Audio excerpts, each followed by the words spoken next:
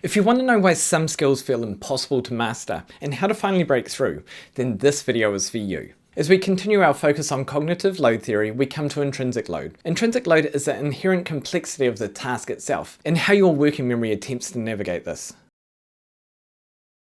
To understand intrinsic load, we first need to discuss element interactivity. This is a scientific term for how many different things you have to think about at the exact same time. Some things have a very low element interactivity. For example, if I ask you to tap out a steady beat, you only have to think about one element, time.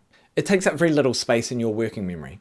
But playing a song on the guitar has incredibly high element interactivity. You have to read the chord diagrams on the page, translate that to your left hand on the fretboard, coordinate the strumming pattern with your right hand, all whilst listening to make sure that it sounds right. And you cannot process these things one by one, they all have to happen simultaneously. Because all these elements interact at the exact same time, they immediately flood the limited space in your working memory. The result? A cognitive traffic jam. But here's the catch, intrinsic load is not a fixed weight. The complexity of a task is completely relative to your existing knowledge and schema. We can imagine this as a continuum based on your experience of a topic or skill at hand. Understanding your place on this continuum defines the impact of intrinsic load on your learning.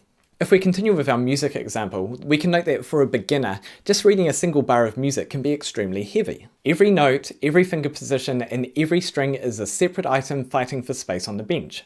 But for an advanced musician, that same bar feels completely effortless. Why? Because they aren't processing 20 separate elements. Over years of practice, they have grouped those elements into a single schema stored safely in their long-term memory. When they see the music, they pull out a single chunk. Referring back to our continuum, we can see that our understanding progresses through the development of schema and the ability to chunk information, which then leads us to another problem. What we then need to be careful of is the expertise reversal effect. That is, what is useful for a beginner actually frustrates an expert. If you force an advanced musician to practice clapping rhythms in isolation, you will bore and frustrate them. But if you throw a beginner straight into a full orchestra, you will completely overload them. So what do we do? Since we can't magically change the complexity of the instrument, we instead need to think about how we navigate this load.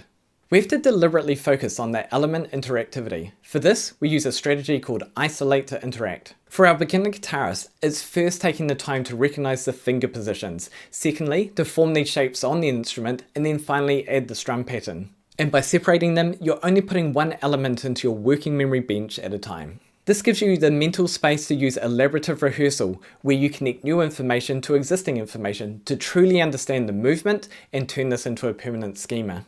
Once the chord diagram, the finger shapes, and the strumming patterns are safely stored away, then you can combine them.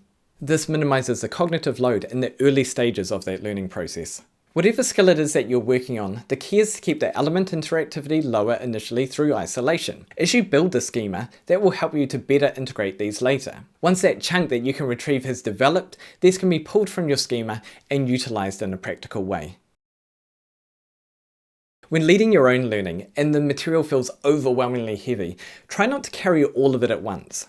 The key is to deliberately break down the variables and isolate their elements. Take a step back and determine what you already know and what specifically needs further work to understand. Give those unfamiliar parts their own dedicated space on that mental kitchen bench.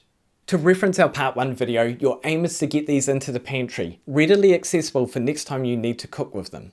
It's also recommended where possible to seek out additional help on this matter. Not just another tutorial or educational video, but someone who can actively see where you're struggling and provide more specific direction for you.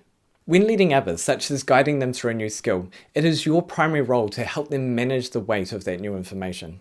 Moving from simple to complex or building from part to whole are your key scaffolding strategies for balancing intrinsic load. As the name suggests, you don't introduce all of the content at once. Rather, you start to provide the skills that will connect later. It's also important to check your expert blind spot. Because you already have a fully stocked mental pantry, it is incredibly easy to forget how heavy the material actually is for a beginner.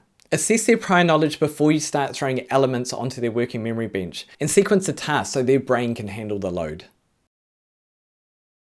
Balancing intrinsic load is challenging because it varies so greatly for different people. So let me know in the comments, what will you do next time you come up against a dense and heavy topic?